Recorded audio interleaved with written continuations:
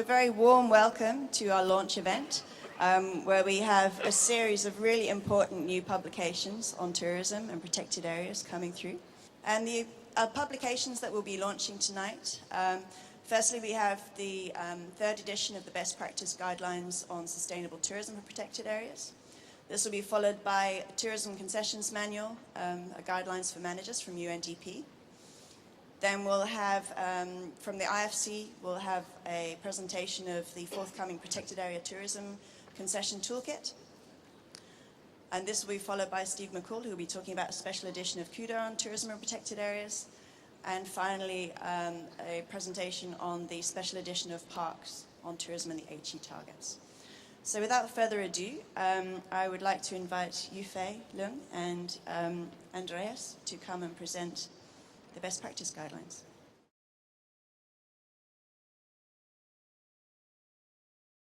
There's a great need for tourism best practice guidelines in the conservation field, and as you may imagine, because tourism is increasingly expected to serve conservation, community development, and also protected areas are also increasingly expected to solve social problems, including physical health and also the community and so on and so forth. So that it's very important that the community of protected area managers can share, can collaborate, and learn and share experience so that they can do their job better.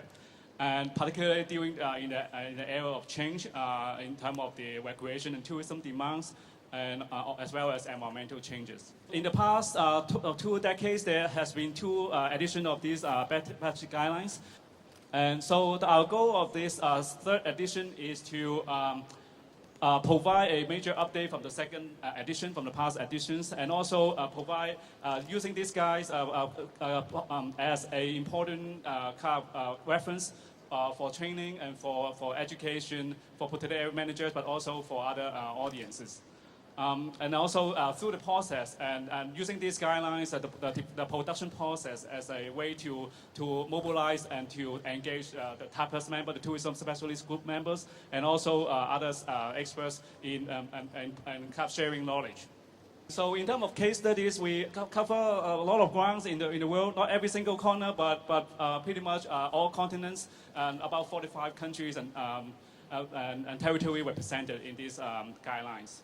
And the book contains 11 chapters, and the structure is a little different than the previous edition in recognizing the growing importance of certain topics like capacity building and sustainable financing. So we expanded those issues into separate chapters. And then also we created a website to go with these best practice guidelines. So if there are new guidelines and handbooks and manuals available, and they will be the colleagues, protected managers, and also other colleagues can submit those new editions or new publications through this website. And then the online directory will grow, and that will provide a very good resource for protected area managers worldwide.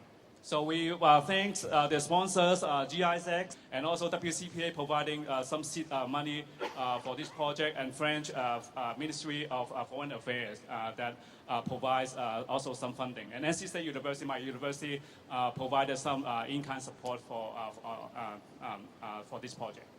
Actually, GIZ is not a funding organization, it's just an implementing organization, and we are very glad that our Ministry for the German Federal Ministry for Economic Cooperation and Development was providing the funding through GIZ to contribute to this publication and to this update of these publications, not only with funds but also with technical expertise which is being drawn within GIZ from, I think, a vast experiences in protected area management and supporting countries to set up appropriate management plans. Management plans for protected areas in general, also business plans is, I think, a very important aspect, and these visitor management plans, I think, are exactly linking these 2 perspectives. The general management plan, which of course has to address conservation objectives, and the business plan, which has to address the funding perspectives, and visitor management falls, from my perspective, exactly in between that. On the one side, you have the opportunity through plenty of visitors to to raise funds which can contribute to different to a different scale to protected area funding and sustainable funding, which is the case for some and few protected areas. For others, it's less, and there's a lot of dependence on other external funding. But on the other side, you have the opportunity to create awareness among the general public about conservation objectives, conservation values, and use this opportunity. So to properly balance these two aspects, I think, is a very important task, where this visitor management exactly falls in between the general management plans and the business plans. And I hope that this publication will be utilized on a broad scale by many protected areas. Management will contribute really to improved achieving the management goals, basically. Thank you very much. You have been working very hard with the lead authors and contributors on this publication for the last 2 years. But also, to me, this publication project started, say, 9 years ago, in 2006, when I was in Namibia working with the Ministry of Environment and Tourism. That was the time when the ministry was working on the national policy on tourism and wildlife concessions on state lands. At UNDP, we have a $1.5 billion program supporting ecosystems and biodiversity work. Very large protected area program. Currently, we support some 2,000 protected areas around the world with an area of about 3 million square kilometers. That's some 60 times the size of Switzerland. And in our programs, one of the key things we endeavor to do is to ensure that protected areas are sustainably financed and effectively managed. And a key strategy has been to engage with the private sector, in particular the tourism industry, and countries have been demanding support to put in place robust, systems-wide concession frameworks, and of course also concession frameworks at individual site level. And in moving to do that, we realized there was a dearth of hands-on practical guidance in providing a primer, if you like, for protected area authorities as to how to set up a durable concession system. One that provides income to the country. It's difficult for countries sometimes to negotiate with the private sector, so to provide guidance in that regard, and one that contributes to our biodiversity conservation aims. So this book was born out of that need to provide guidance to countries. We partnered with the Department of Conservation from New Zealand. We partnered with the government of Namibia, the government of Mongolia, the United States, China's Gansu Forest Department, and many, many others to bring this to you today. It's a jam-packed collection of knowledge, experience, what works, what might not work, and so on and so forth, which have been tried and tested and will guide protected area managers in the years to come in terms of setting up these durable concession systems. So without further ado, I'll hand on to Andy, who is one of the lead authors, to tell us a little bit more about the content. For me, the journey started a little while ago when I was employed by the Department of Conservation straight out of university, and within 6 months working in the concession area, everyone else left the department and I was the only person standing. And that's a deep, very deep hole to be thrown in when you're suddenly negotiating with some of the best business people in the country, trying to manage environmental effects, the benefits of tourism, and get the best return for conservation. So that's where this journey kind of starts, and it's written out of a passion to get the best of those concession operations and the best of tourism, but hopefully help practitioners who find themselves in a similar sort of situation. Now, the other thing about this publication is it's written by practitioners for practitioners. This is a practical guide, not an academic exercise. And I hope it helps people who are in protected area agencies, concessionaires and others understand the balances that have to be walked, the benefits that can be obtained and the compromises that sometimes have to be made. It takes a different perspective from a lot of publications in that it looks at both the developing countries and developed countries. In the concession area, I'm a firm believer that in the developing countries there's a lot of innovation going on. They're not constrained by the same practices, laws, or heavy regulations that developed countries are constrained by. But in developed countries, they have the capacity and capability which developing countries would really like. So there's lessons to be learned from both perspectives, and we've tried to bring those together in this publication. The final objective that was driving us when we produced this publication is that it was to be freely available. And we had 100 copies up there. I think there's about 5 left, which is fantastic. Over there are folders with electronic versions in if you can't carry a book back.